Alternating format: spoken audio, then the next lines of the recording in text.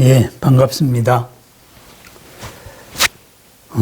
오늘 주제를 부처님의 몸 이렇게 한번 잡아봤습니다. 우리가 부처님을 본다, 부처님을 만난다, 또 부처님한테 기도를 한다 이렇게 말을 하는데 그러면은 우리가 뭘 보느냐 이거죠. 그래서 부처님을 만난다. 그러면 부처님을 봐야 되잖아요. 그럼 부처님을 본다. 그러면 이제 뭐가 보인다. 그죠? 생각으로 보든지 간에, 형상으로 보든지 간에, 아니면은 어떤 관념으로 보든지 간에 보는 대상이 있는 거예요. 그 대상을 부처님 몸이 되겠죠. 그죠? 그러면 이 부처님 몸이 뭐냐. 이거에 대해서 한번 살펴보려고 합니다. 부처님의 몸을 흔히 대승불교에서는 세 가지 몸이다. 세 가지 종류가 있다. 이렇게 말해요. 첫 번째는 이제 법신, 그죠? 다르마, 진리의 몸이다. 이렇게 말하고, 두 번째는 이제 보신이다. 그래서 보신이다 그럴 때는 과보, 이렇게 되잖아요. 뭔가의 원인에 의한, 부처님 스스로의 원인에 의해 가지고 나타나는 몸. 예를 들면은 아미타불이 법장비구가 내가 부처가 되면은 이렇게 48원을 세운 나라를 만들겠다. 그러면은 48원으로서 이루어진 나라, 불국토지요. 서방정토. 약사열애 같으면은 12가지의 조건을 갖춘 나라. 12가지의 나라. 그래서 약사열애의 12대원이죠. 그죠? 이런 식으로 그 원에 의해 가지고 나타난 부처님의 모습. 이것이 이제 과보의 몸이다. 그래서 보신이라 그래요. 보신. 그러면은 우리가 경전에 나오는 여러 불국토의 부처님들 바로 보신이다. 이렇게 될 겁니다. 그 다음에는 화신이다. 그래요. 이 화신을 다른 말로 응신이다. 그래요. 응하에서 나타난다. 아니면은 변화해서 나타난다. 그래서 화신이라 그래요.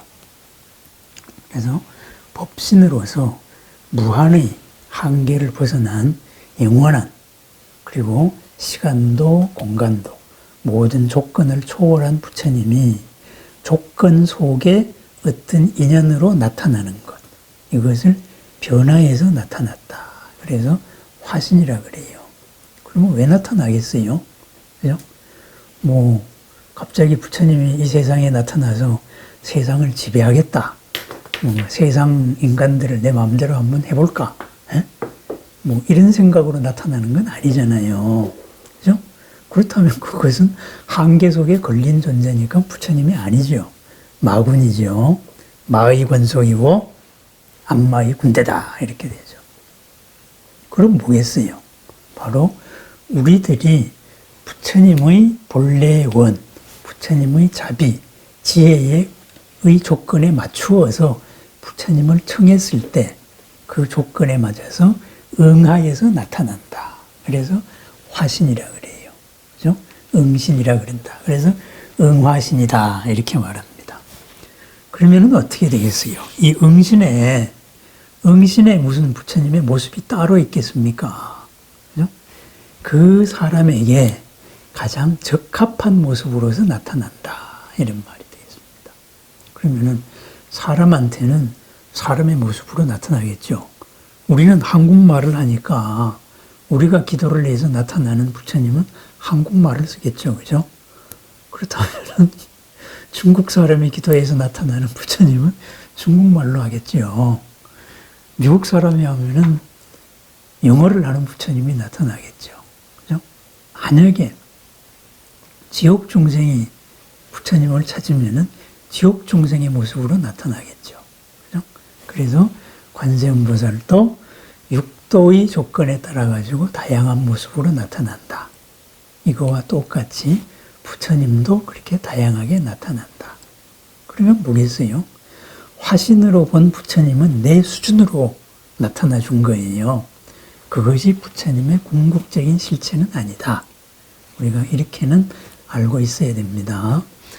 그래서 이제 대승기신론이나 이런 데의 큰 책에서 수행 체험으로서 이제 점검을 해보니까 최소한 2, 3지 보살 이상은 돼야 형상을 벗어난 이런 부처님의 모습을 보겠구나.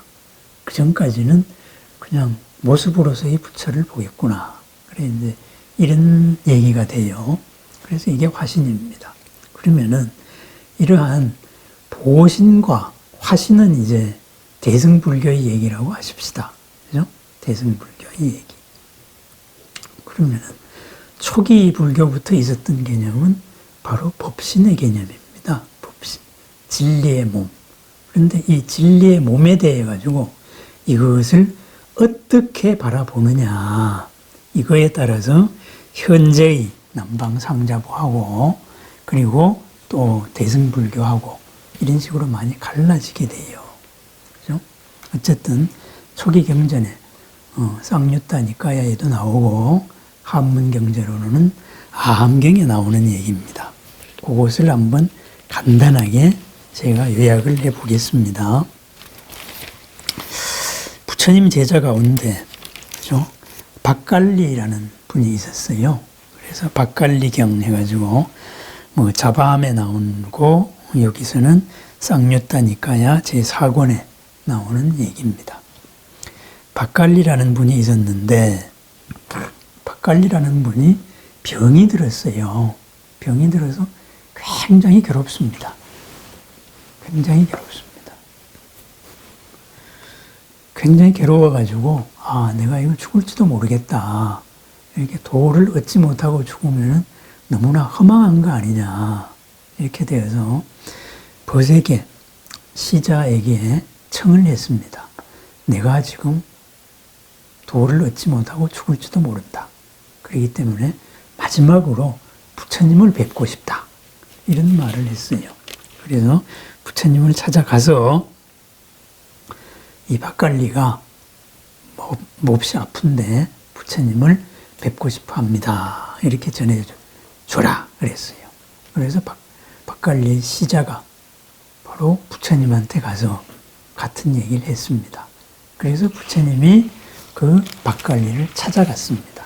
박갈리를 찾아가니까 아파서 누워있다가 부처님께서 오시니까는 억지로라도 막 일어나려고 굉장히 애를 썼어요. 애를 쓰니까 부처님께서 일어날 필요 없다. 이러고서는 박갈리한테 문병을 합니다. 문병 자체가 법문이지요. 그래서 이 문병, 이것을 한번 읽어보겠습니다. 박갈리여, 그대는 참아낼 만한가? 그대는 견뎌낼 만한가? 나는 그대의 고통스러운 느낌이 감퇴하기를 바라고 증가하지 않기를 바랄 뿐만 아니라 감퇴하는 것을 알고 증가하지 않는 것을 알기를 바란다. 이렇게 말합니다. 그러니까 더 아프지 않기를 바란다. 그거와 아울러서 더 아프지 않다.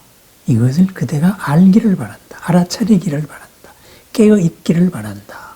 이렇게 이제 말씀을 하셨어요. 그랬더니만은 저는 이 고통을 견뎌낼 수가 없습니다. 그렇게 말합니다. 그래서 그것을 감퇴하는 것을 알 수가 없습니다. 고통도 못 견뎌내겠고 내가 나를 알아차릴 정신의 여유도 없습니다.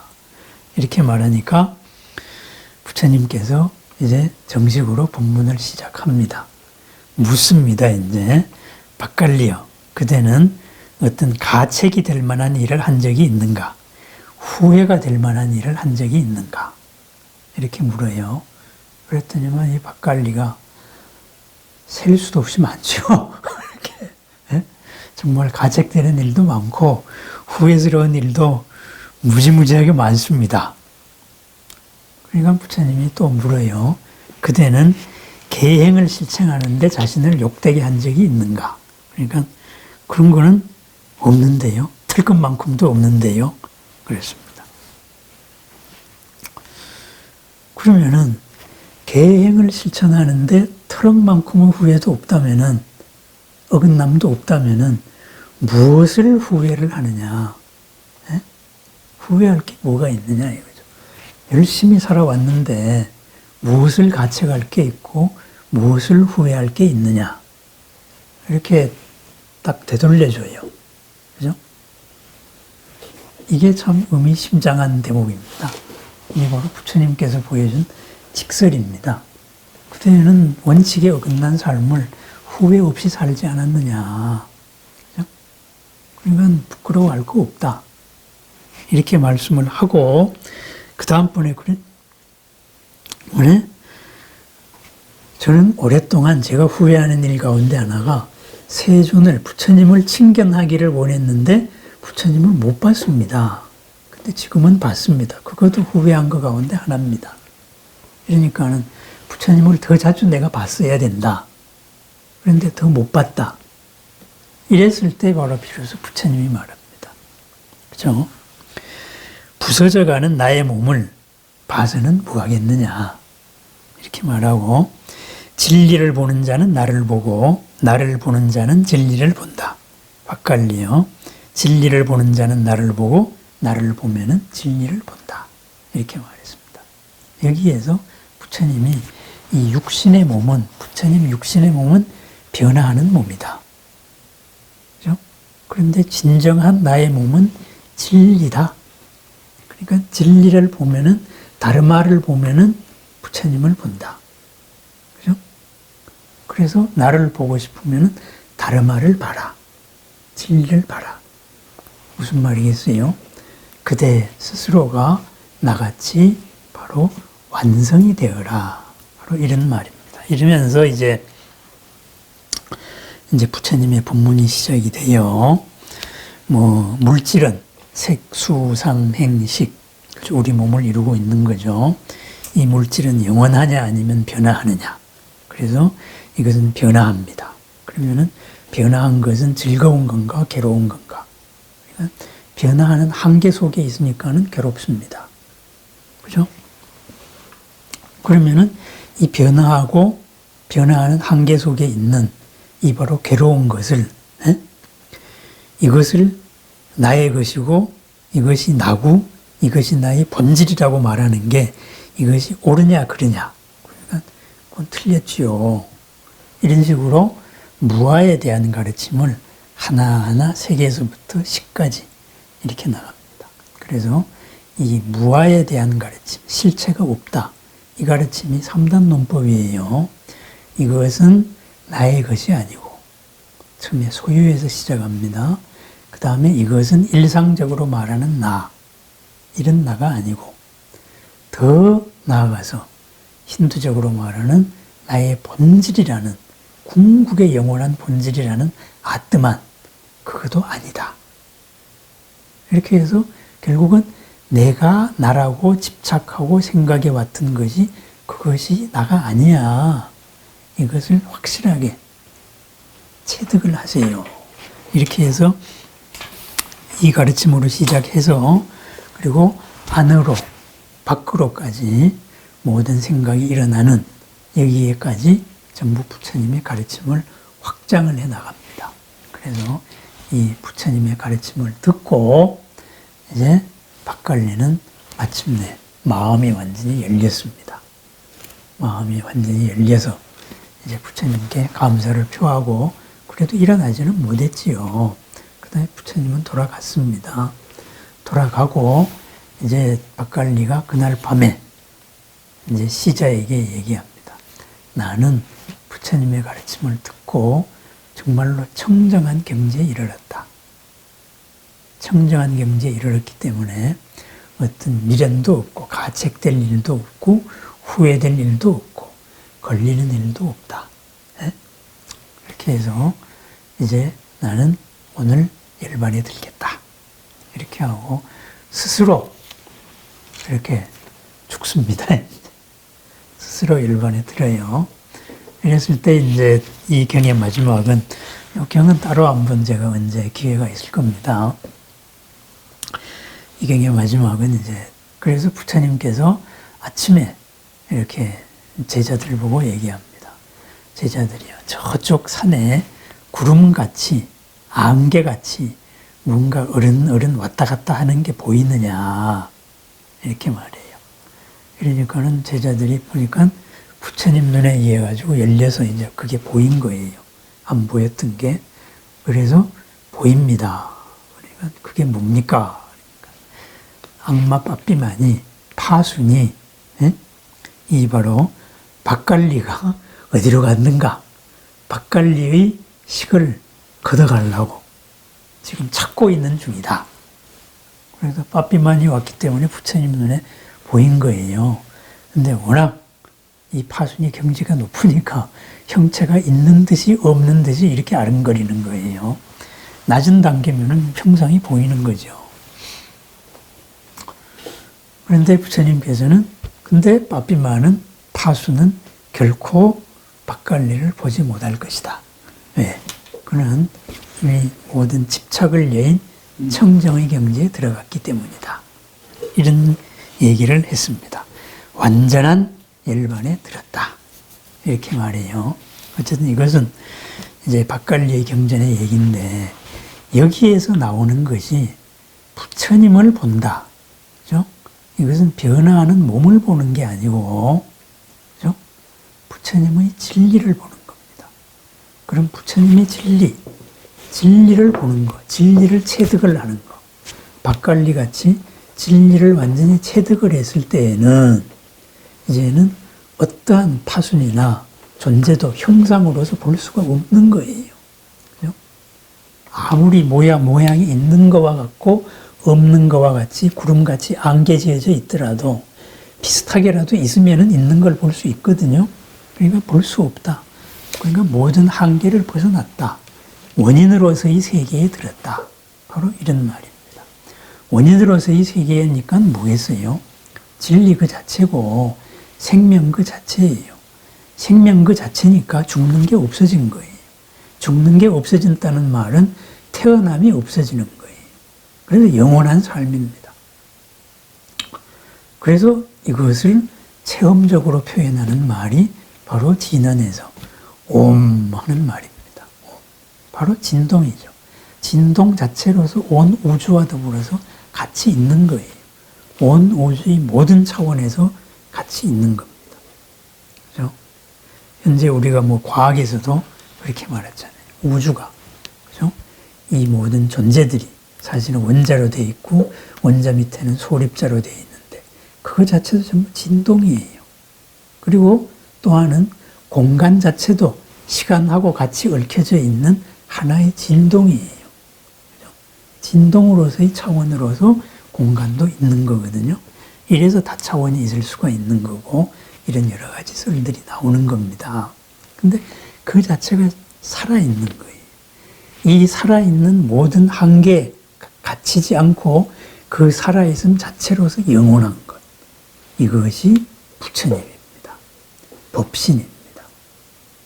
그렇다면은 그러한 원인으로서의 그 진동, 영원한 살아있음에서 여기에 무슨 고라는 조건이 있겠어요? 불만족이라는 조건이 있습니까? 없어요. 여기에서 수많은 영역으로 이렇게 자유롭게 나올 수가 있는 겁니다. 그럼 어떻게 해서 나와야 돼요? 이 부처님의 이 살아있는 본래의 이 파장, 본래의 진동과 하나 됐을 때 우리는 부처님을 부를 수가 있는 거예요. 그죠? 그것이 기도입니다. 그것이 기도. 그래서 우리가 욕심에 의한 기도로서 내가 돈을 냈으니까 아니면 내가 진언을 외웠으니까 당신은 나타나시오. 아니 무슨 부처님의 컴퓨터 프로그램입니까? 명령어 딱 치면 딱 나타나게? 그게 아니다 이거죠. 그죠? 이렇게 부처님과 조금이라도 하나 됐을 때 그만큼 부처님이 응해서 나타나는 거예요. 이게 바로 기도의 원리고 부처님의 몸입니다. 그래서 법신이란 개념이 바로 그런 개념이다. 이거죠. 그래서 법신은 모든 것을 초월했습니다. 모든 것을 초월했지만 딴 데 있느냐? 아니에요. 여기 그대로 있는 거예요. 그죠? 예를 들어서 여기 분자 덩어리로서 물질이 있고 이 분자를 이루고 있는 게 원자고 원자를 이루고 있는 게 소립자라 그래서 소립자에 통하는 그게 딴 세계에 있느냐 이거예요. 여기 그대로 있는 거예요. 그죠? 그런 식으로 법신은, 부처님의 진정한 놈은 온 법계에 두루두루 있습니다.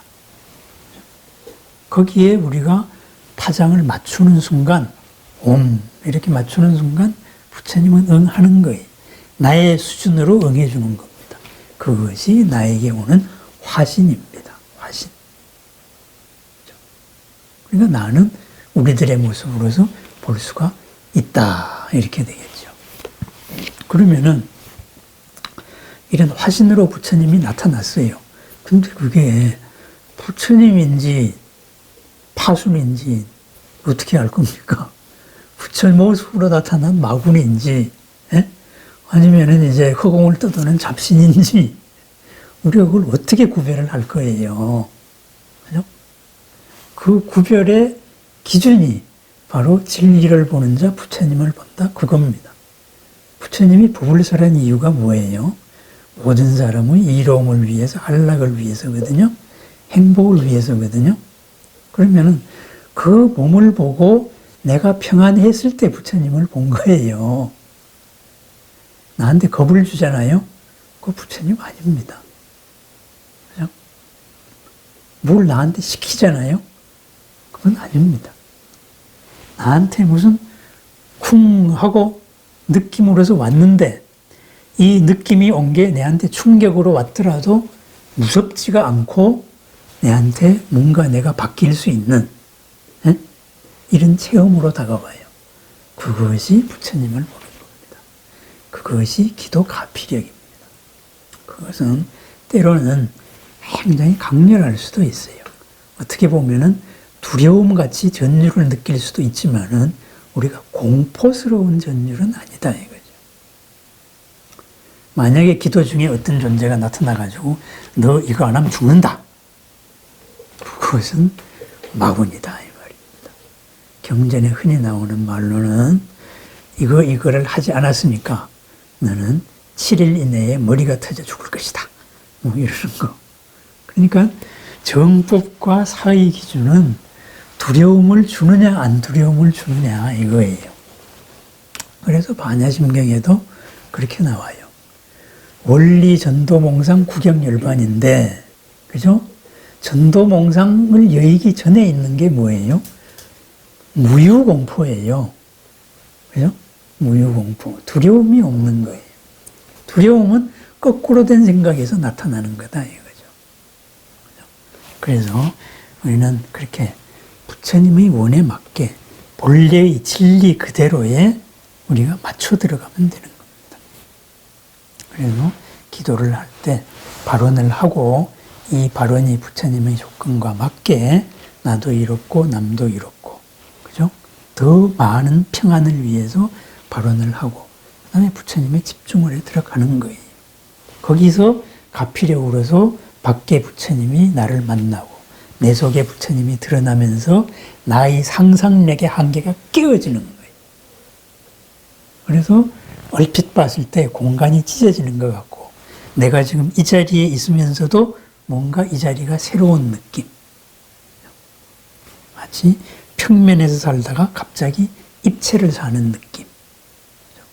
아니면은 직접 우리가 흰옷의 관세음을 볼 수도 있고, 그죠? 환한 다른 부처님의 모습을 볼 수도 있고, 빛의 체험을 할 수도 있어요. 그렇지만은 공통은 뭐냐? 그것은 법, 진리 자체 고유의 부처님의 속성이기 때문에 두려움이 없다. 평안하다. 그죠? 한없이 눈물이 나오지만은 슬프지가 않다. 이런 말입니다. 밤새도록 기쁘지만은 그것이 무슨 막 환장해가지고 막 이런 기쁨하고 다르다. 이 말입니다. 가장 깊은 데를 올리는 체험입니다. 네, 그래서 오늘 법신, 보신, 화신, 원력으로서 이루어지는 부처님과 아미타불 극락정토나 동방약사열의 12대원이나 이런 여러 가지가 많습니다. 이런 것, 이것과 그리고 우리가 직접 기도로서 접할 수 있는 법신은 우리가 볼 수가 없어요. 하지만 법신에 맞추었을 때 화신은 우리가 나타날 수가 있는 거예요.